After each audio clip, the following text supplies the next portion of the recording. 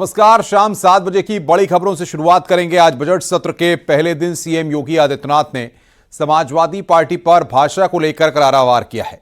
तो एसपी के प्रदर्शन पर बीजेपी ने बड़ा हमला बोला है। जहां महाकुंभ में रिकॉर्ड स्नान जारी है तो वहीं सियासी संग्राम थमने का नाम नहीं ले रहा है। अब ममता बनर्जी ने विवादित बयान दिया है। महाकुंभ का असर ऐसा है कि रेलवे स्टेशन से लेकर सड़कों तक लोगों का हुजूम उमड़ गया है। इस बीच अयोध्या में राम मंदिर परिसर में संदिग्ध ड्रोन आने पर पुलिस ने एक्शन लेना शुरू कर दिया है।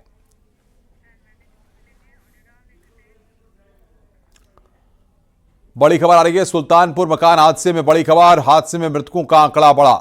एक से बढ़कर 3 बच्चों की हुई मौत। इलाज के दौरान 2 और बच्चों की मौत हुई है। सुल्तानपुर के गोसाईगंज थाना क्षेत्र के दर्जीपुर गांव में एक मकान गिर गया था। यह बड़ी खबर यहां पर हम आपको बता रहे हैं। सुल्तानपुर में हादसे में मृतकों का आंकड़ा यहां पर बढ़ गया है। बड़ी खबर, एक से बढ़कर 3 बच्चों की मौत हुई है। खबर आगरा से। एक कार में अचानक आग लग गई, जिसके बाद ड्राइवर ने गाड़ी से कूदकर अपनी जान बचाई है। देखते ही देखते पूरी कार आग में जलकर खाक हो गई। आग लगने की वजह शॉर्ट सर्किट बताई जा रही है। सूचना पर थाना पुलिस के साथ फायर ब्रिगेड की टीम पहुंची। कड़ी मशक्कत के बाद आग पर काबू पाया जा सका।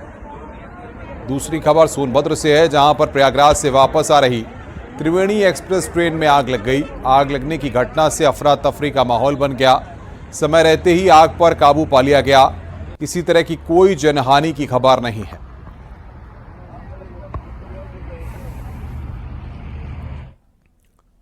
आगरा पुलिस ने फैक्ट्री से चांदी की चोरी की घटना का खुलासा किया है। 3 शातिर चोरों को पुलिस ने गिरफ्तार किया। आरोपियों के पास से चोरी की गई 8 किलो चांदी भी बरामद की गई है। थाना कोतवाली क्षेत्र में चांदी कारोबारी की फैक्ट्री से 8 किलो चांदी को चोरी हुई थी। सीसीटीवी फुटेज की मदद से पहचान कर पुलिस चोरों तक पहुंची है। हमने एफआईआर पंजीकृत किया। एफआईआर के बाद हमने सीसीटीवी फुटेज खंगाला, जिसमें 3 लड़के, जिनका नाम सचिन पुत्र गणेश, रोहित पुत्र राजकुमार यादव और यश पुत्र स्वर्गीय नीरज उप्रेती, ये 3 अभियुक्त मिले, जिन्होंने ये 8 किलो चांदी को चुराया था। इन्होंने प्लानिंग करके चुराया था और इस क्रम में पुलिस ने दबिश दी और इन्हें गिरफ्तार किया और साथ में 100% रिकवरी 8 किलो चांदी की पुलिस के द्वारा की गई। अब खबर 3 जगहों से, जहां पर एक के बाद एक हादसे हुए हैं। पहली खबर महोबा से, जहां पर बाइक सवार 2 लोगों को अज्ञात वाहन ने बुरी तरह से रौंद दिया। इस दर्दनाक हादसे में दोनों बाइक सवार की मौके पर ही मौत हो गई। दूसरी खबर बरेली से, जहां उत्तराखंड डिपो की रोडवेज बस और कार में जबरदस्त टक्कर हो गई। इस दौरान कार में सवार 2 कव्वालों की मौत हो गई, जबकि 5 लोग गंभीर रूप से घायल बताए जा रहे हैं। कव्वाल मोहम्मद अकरम और मोहम्मद सलीम की मौके पर ही मौत हुई। तीसरी खबर आगरा से है, जहां पर पर्यटकों से भरा रिक्शा पलट गया। ई रिक्शे में बैठा एक शख्स घायल हो गया। पूरी घटना सीसीटीवी कैमरे में कैद हो गई।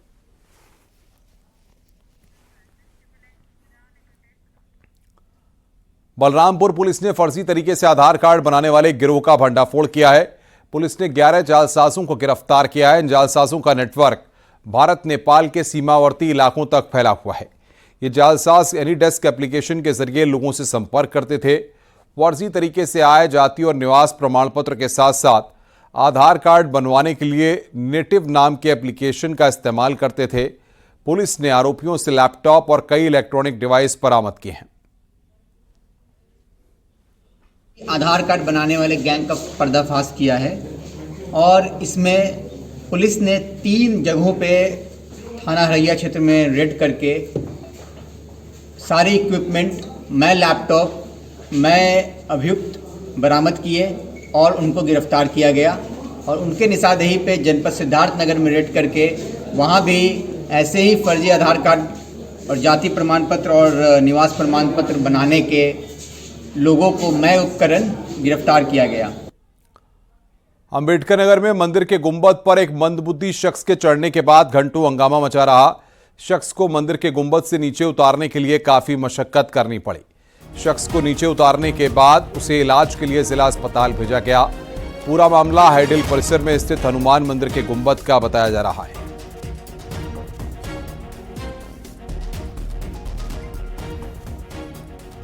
उत्तर प्रदेश माध्यमिक शिक्षा परिषद यानी यूपी बोर्ड की हाई स्कूल और इंटरमीडिएट परीक्षाएं 24 फरवरी से शुरू होंगी। 12 मार्च तक होने वाली परीक्षाओं में नकल और गड़बड़ियों को रोकने के लिए सरकार ने सख्त कदम उठाए हैं। परीक्षा केंद्रों पर स्ट्रांग रूम बनाए गए हैं। प्रश्न पत्रों को सुरक्षित रखने के लिए हाईटेक इंतजाम किए गए हैं। स्ट्रांग रूम की निगरानी के लिए नाइट विजन सीसीटीवी कैमरे और रिकॉर्डिंग सिस्टम लगाए गए हैं। सशस्त्र सुरक्षा बल एसटीएफ भी तैनात रहेगी। 24 फरवरी से जो हमारी बोर्ड परीक्षा 2025 हो रही है, उसमें प्रथम विभाग की और शासन की प्राथमिकता या एक लक्ष्य है कि प्रश्न पत्र की सुरक्षा वो सबसे प्राथमिक लक्ष्य है। उसके लिए कई स्तर पर कार्रवाइयाँ की गई हैं, कि तैयारियाँ की गई हैं। एक तो हमारा जो प्रश्न पत्र जहाँ परीक्षा केंद्रों में रखे जाते हैं, स्ट्रांग रूम होता है। तो स्ट्रांग रूम में सीसीटीवी कैमरे से सीधे कनेक्टिविटी उसकी बोर्ड की कर दी गई। बोर्ड में प्रयागराज में 24 घंटे प्रतिदिन 24 घंटे प्रत्येक परीक्षा केंद्र का स्ट्रांग रूम कैमरे के सामने होगा। उत्तर प्रदेश विधानसभा में बजट सत्र की हंगामेदार शुरुआत हुई है। पहले ही दिन विपक्ष और सत्ता पक्ष के बीच तीखा वार पलटवार दिखा। उधर सीएम योगी का समाजवादी पार्टी पर जोरदार हमला भी देखने को मिला। सीएम योगी ने कहा है कि विपक्ष अच्छे कामों का विरोध करता है। सीएम योगी ने पूछा है कि सदन में भोजपुरी अवधि का विरोध क्यों। सीएम ने पलटवार करते हुए कहा है कि ये लोग उर्दू की वकालत करते हैं, ये अपने बच्चों को अंग्रेजी पढ़ाते हैं और दूसरे के बच्चे को मौलवी बनाना चाहते हैं। तो पढ़ाएंगे इंग्लिश स्कूलों में और दूसरे के बच्चे के लिए अगर वो सुविधा सरकार देना चाहती है, कह देनी उर्दू पढ़ाओ इसको, यानी उसको मौलवी बनाना चाहते हैं, कटगुल्ला पर जोड़ के इसको ले जाना चाहते हैं। मैनपुरी पहुंची एसपी सांसद डिंपल यादव ने सीएम योगी के बयान पर पलटवार किया और कहा है कि प्राइमरी स्कूल की व्यवस्था के आंकड़े सरकार पेश करे। नेताजी ने सबसे ज्यादा हिंदी का सहयोग किया है। समाजवादी पार्टी हमेशा अपनी हिंदी भाषा को बढ़ाएगी। पूरे प्रदेश में क्या व्यवस्था है, जहां लाखों बच्चे प्राइमरी स्कूल में अब एनरोलमेंट नहीं करा रहे हैं। सरकार इसके आंकड़े पेश करे सबसे पहले कि प्राइमरी स्कूल की क्या व्यवस्थाएं हैं, क्या आंकड़े हैं जिन्होंने अपना एनरोलमेंट कैंसिल कराया है, या जिस हिसाब से पहले एनरोलमेंट होते थे बच्चों के, वो नहीं हो पा रहे हैं आज की डेट में।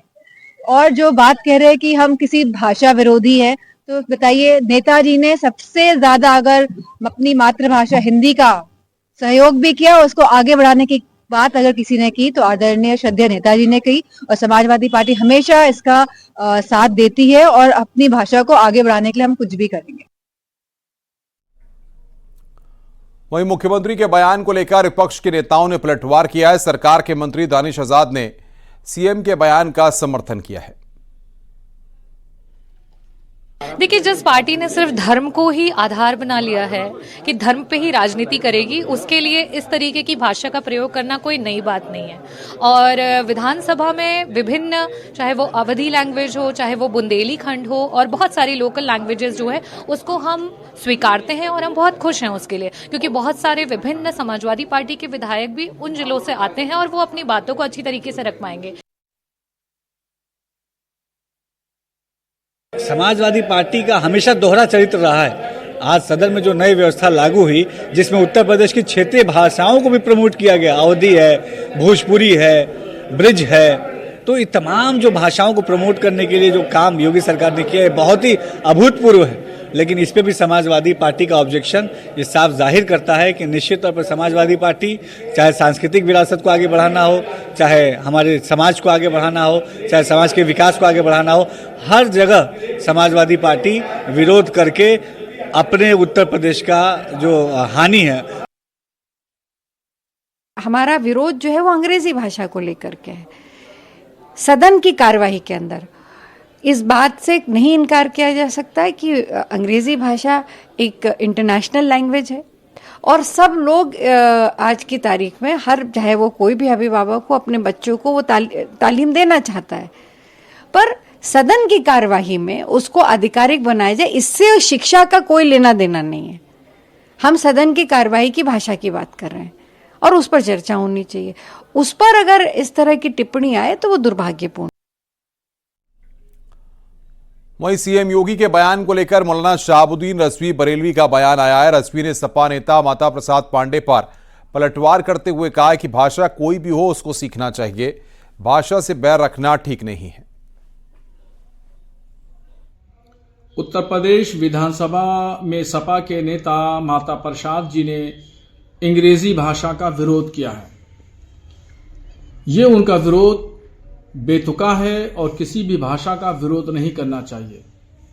हिंदी और अवधी अंग्रेजी के साथ साथ में उर्दू भी लागू होना चाहिए। उर्दू भी हमारी हिंदुस्तानी भाषा है, ये कोई विदेशी भाषा नहीं है। कोई भी भाषा हो उसका सीखना बहुत ज्यादा जरूरी है।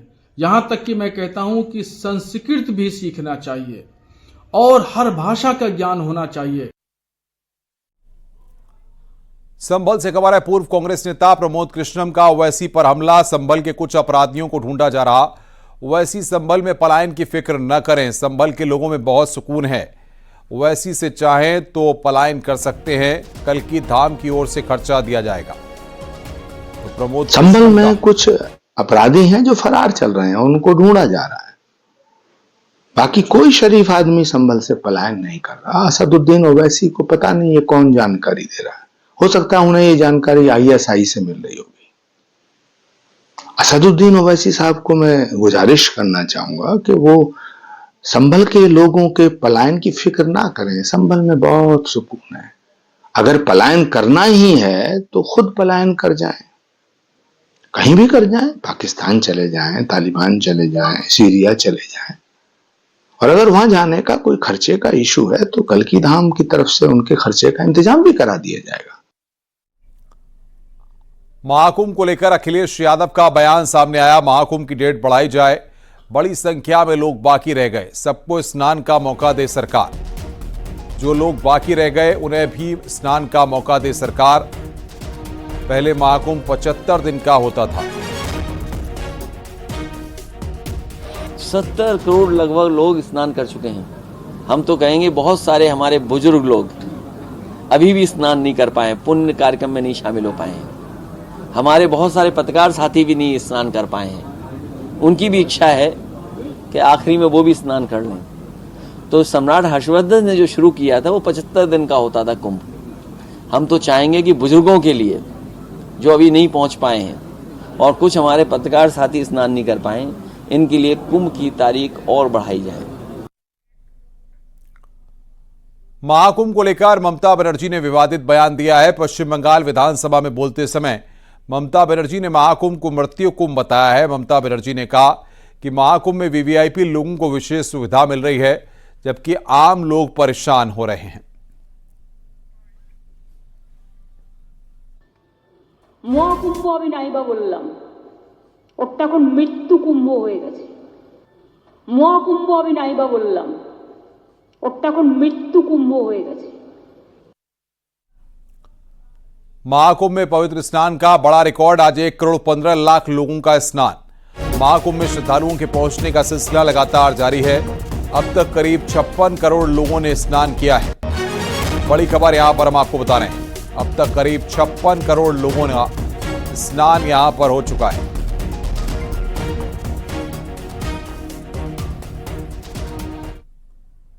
प्रयागराज रेलवे स्टेशन से जुड़ी बड़ी खबर आ रही है। रेलवे स्टेशन पर इमरजेंसी प्लान लागू किया गया है। रेलवे और पुलिस प्रशासन ने मोर्चा संभाला है। क्राउड मैनेजमेंट के लिए अफसरों को आदेश। यात्रियों को खुसरो बाग होल्डिंग एरिया में भेजा जा रहा है। तो बड़ी खबर यहां पर हम आपको बता रहे हैं, प्रयागराज से रेलवे स्टेशन पर इमरजेंसी प्लान लागू किया गया है। प्रयागराज रेलवे स्टेशन से बड़ी खबर इस वक्त, रेलवे स्टेशन पर इमरजेंसी प्लान लागू किया गया। रेलवे और पुलिस प्रशासन ने मोर्चा यहां पर संभाल लिया है। प्रयागराज रेलवे स्टेशन से बड़ी खबर इस वक्त हम आपको बता रहे हैं। ये एक्सक्लूसिव तस्वीरें इस वक्त आप देख रहे हैं। रेलवे और पुलिस प्रशासन ने यहां पर मोर्चा संभाल लिया है। भारी संख्या में लोगों की भीड़ है, ऐसे में रेलवे और पुलिस प्रशासन ने वहां पर मोर्चा संभाल लिया है। ये तस्वीरें इस वक्त हम आपको दिखा रहे हैं। प्रयागराज रेलवे स्टेशन से जुड़ी इस वक्त की बड़ी खबर, रेलवे स्टेशन पर इमरजेंसी प्लान लागू किया गया है। ये तस्वीरें इस वक्त आप देख रहे हैं।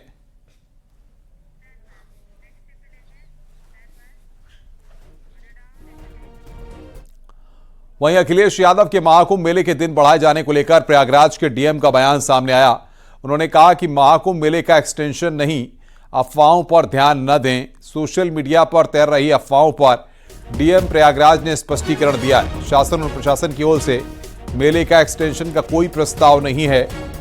सीएम के निर्देशों के अनुरूप सभी श्रद्धालुओं के सुबह आवागमन को सुनिश्चित किया जा रहा है।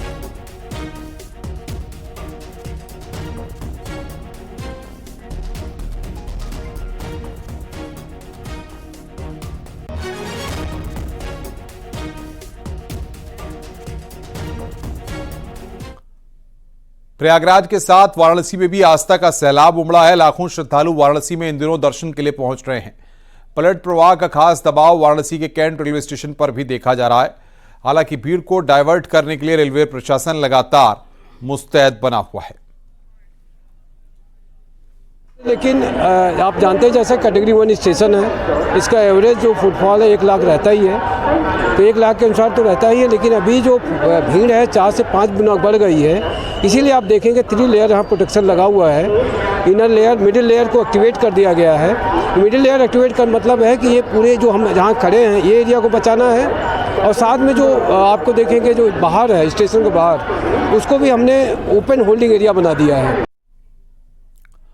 महाकुंभ जाने के लिए गोरखपुर रेलवे स्टेशन पर सुबह से ही श्रद्धालुओं की भीड़ है। सीवान, गोपालगंज और नेपाल के सैकड़ों यात्री प्रयागराज की स्पेशल ट्रेन से जा रहे हैं। यात्रियों का कहना है कि किसी भी हाल में महाकुंभ में पहुंचकर संगम में स्नान करना है। जाने के लिए श्रद्धालुओं की संख्या में कमी होती नहीं दिख रही है। गोरखपुर रेलवे स्टेशन पर भी बड़ी संख्या में श्रद्धालु ट्रेन का इंतजार कर रहे हैं कि कब ट्रेन आएगी और वो यहां से रवाना होंगे। शाम को 6 बजे गोरखपुर से एक स्पेशल ट्रेन जाएगी और उसी के इंतजार में अभी से ही पूरा स्टेशन भरा हुआ है, बैठे हुए हैं। दादा, महाकुंभ नहाने जाना है? हाँ, महाकुंभ जाना है। तो कहाँ से आए आप? हम सीवान से हैं। तो इंतजार कर रहे हैं ट्रेन का? इंतजार कर रहे हैं ट्रेन का। आप भी साथ में हैं? नहीं, प्रयागराज जाना है? जी जी। तो ट्रेन का इंतजार है? जी। कहाँ से आए? गोरखपुर से। गोरखपुर से जी। तो अभी तो बहुत भीड़ हो रही है वहाँ। जाने के बाद पता चलेगा सर। है विजुअल आ रहा है कि बहुत भीड़ है वहाँ, बहुत दिक्कत हो रही है। हम तो सुना है तो खाली है, इसलिए तो आया है। जाना है लेकिन जाना है हम नहाने। हाँ, जाना है। भीड़ बहुत तो लोग कहत रहा जे कम हो गल बा। कम हो गई बा। तो हम नहा के आना है। जाना है। हाँ, पूरी गठरी उठरी लेके इंतजार कर रही है अम्मा। हाँ, लोग कहता जे उसका सफा खाली बा, बहुत भीड़ नहीं है। बहुत भीड़ ना। हाँ। तो ये सीवान से आई हुई महिलाएं हैं और इनको ये कहा गया कि अब पहले जैसी भीड़ नहीं है। हालांकि पहले जैसी भीड़ नहीं है, लेकिन 1 करोड़ से अधिक लोग पर डे अभी भी स्नान कर रहे हैं। इस हिसाब से वहां पे भीड़ है। पूर्व उपराष्ट्रपति वेंकैया नायडू महाकुंभ पहुंचे, जहां संगम पहुंचकर उन्होंने पवित्र स्नान किया। अपनी पत्नी के साथ आस्था के महाकुंभ में स्नान किया। विषय नहीं है, फिर भी लोग अपने आप अनुशासन रखना के कारण से और प्रशासन में भी जो अच्छा प्रबंधन किया, मैं उसका सचमुच में प्रशंसा करता हूं।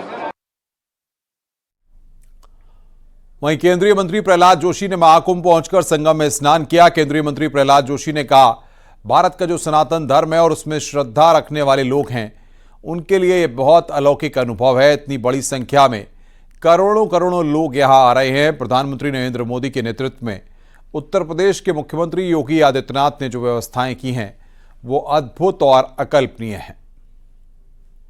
एक तो भारत का जो सनातन धर्म है और उसमें जो श्रद्धा रखने वाले लोग हैं, ये बहुत ही एक अलौकिक अनुभव है। इतनी बड़ी संख्या में करोड़ों लोग आते हैं और इतना व्यवस्था माननीय प्रधानमंत्री जी के नेतृत्व में उत्तर प्रदेश के मुख्यमंत्री योगी जी ने व्यवस्था किया है। ये तो अद्भुत है, ये अकल्पनीय है। आंध्र प्रदेश के उप मुख्यमंत्री पवन कल्याण ने महाकुंभ में पहुंचने पर कहा कि हमारी भाषा और संस्कृति अलग अलग हो सकती है, लेकिन हमारा धर्म एक है। महाकुंभ के आयोजन के लिए मैं योगी सरकार को बहुत बहुत धन्यवाद देता हूं। आधे से ज़्यादा भारत यहां महाकुंभ में पहुंच रहा है। ये सदियों से चल रहा है। हमारे धर्म की निरंतरता अद्भुत है। मैं 16-17 साल था। मैं एक योगी आत्मकथा पढ़ लिया मैंने। पढ़ने के टाइम पे मैं महाकुंभ के बारे में मैं सुन लिया, समझ गया मैं क्या क्या है उसमें। And after that again it's been my great desire to be here for many decades, last 3 decades. In between 1 or 2 came, but I never had the opportunity. Finally, I think sages. What makes me interesting is all the universal energies, sages, siddhas, and yogis, and all from people from different sects of our dharma come together. It is not about confluence of rivers; it is about confluence of all our traditions as one. Singer शान भी आज महाकुंभ पहुंचे। उन्होंने भी त्रिवेणी में डुबकी लगाई। शान अपने परिवार के साथ महाकुंभ पहुंचे। त्रिवेणी में स्नान के बाद उन्होंने संगम तट पर पूजा पाठ किया।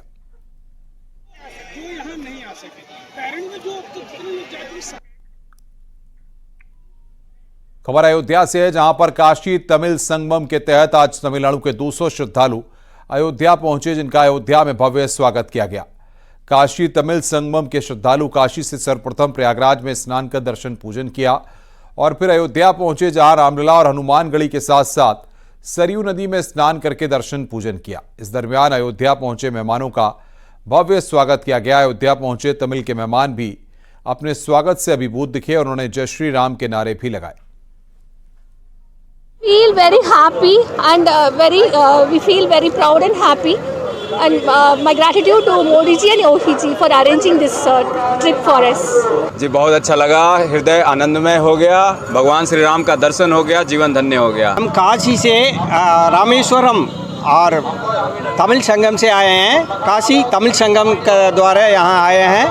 अभी हम 200 जन इधर आए हुए हैं। हमारा जो दर्शन है बहुत अच्छा हुआ है। इसके लिए हमारा जो सेंट्रल गवर्नमेंट का और यहाँ का मुख्यमंत्री सभी का हमारा अनुरोध है, ये हमारे लिए बहुत अच्छा ये कार्यक्रम है, हमारे लिए बहुत अच्छा ये यात्रा भी है। और इसके लिए हम ये तमिलनाडु का जो है हमारे साथ आए हैं, ये सभी आपको बहुत बहुत धन्यवाद कहते हैं। महिलाएं हर क्षेत्र में अपना परचम लहरा रही हैं। वहीं अयोध्या में राधिका पांडे रिक्शा चलाकर श्रद्धालुओं को रामलला परिसर तक छोड़ती हैं। इससे न सिर्फ वो श्रद्धालुओं की सेवा कर रही हैं, बल्कि अपने परिवार का पालन पोषण भी कर रही हैं। राधिका इस दौरान अपने मासूम बेटे को भी साथ लेकर चलती हैं, यानी कि रोजगार के साथ वो ममता की जिम्मेदारियों को भी निभा रही हैं। राधिका नारी शक्ति की मिसाल बनकर उभरी हैं। अयोध्या में रिक्शा चलाते हैं और मतलब अच्छे चलाते हैं, और फिर क्या कहते हैं कि सवारी लोग को जैसे कैंट हुआ या फिर दर्शन हुआ, बुकिंग में भी चलाते हैं और बाकी ऐसे लोकल भी चलाते हैं। मथुरा में गौरक्षा दल की टीम ने प्रतिबंधित क्षेत्र सुखदेव नगर में एक बड़ी कार्रवाई की है। टीम ने मांस से लदी एक पिकअप गाड़ी को पकड़ा, जिससे खून टपक रहा था। गौरक्षा दल की सूचना पर पहुंची पुलिस टीम गाड़ी को थाना कोतवाली ले गई। कारोबारी ने भैंस का मीट बताते हुए लाइसेंस पर कारोबार का दावा किया, लेकिन खाद्य सुरक्षा विभाग के असिस्टेंट कमिश्नर ने लाइसेंस को कैंसिल बताया। लाइसेंस दिखा रहे हैं खाद्य विभाग का, जिसकी जांच कराएगी तो पता चला ये निरस्त जो है पुराना लाइसेंस है, जो निरस्त हो किया जा चुका है पूर्व में। उसकी आड़ पे ये था, तो इन पे ये जो है कूट रचना का इन पे केस बनेगा। और ये मीट भैंस का है या किस जानवर का है, इसकी पुष्टि जो है इसका सैंपल लिया जाएगा वेटनरी डॉक्टर द्वारा, तो उसकी होगी। फिलहाल इनके ऊपर जो है खास सुरक्षा मानक अधिनियम की जो धाराएं हैं अवैध रूप से कारोबार करने की, उसका जो है होगा चालू किया जाएगा उसमें। मुजफ्फरनगर में दिल्ली देहरादून नेशनल हाईवे पर एक बस डिवाइडर से टकराकर पलट गई। बारातियों से भरी बस लक्सर से छपार जा रही थी। बताया जा रहा है कि एक बाइक सवार को बचाने के चक्कर में बस बेकाबू होकर डिवाइडर पर पलट गई। बस में सवार 25 से 30 बारातियों के घायल होने की खबर है। सूचना पर पहुंची पुलिस ने तुरंत घायलों को अस्पताल में भर्ती कराया। आज दिन में तकरीबन 11 बजे रायसी लक्सर से एक बारात वाली बस जिसमें लगभग 70 से 80 बाराती थे, वो थाना क्षेत्र छपार के ग्राम दतियाना बारात पहुंचने वाली थी। 11 बजे के लगभग में बड़ला के पास ही सीवा ढाबा के पास एक मोटरसाइकिल सवार को बचाने के चक्कर में ये बस एकाएक डिवाइडर की तरफ चढ़ गई, जिससे वो पलट गई। बस के पलटने से उसमें सवार तकरीबन 25 से 30 बारातियों को चोटें आई हैं। रुक रहे हैं ब्रेक के लिए, खबरों का सिलसिला लगातार जारी है।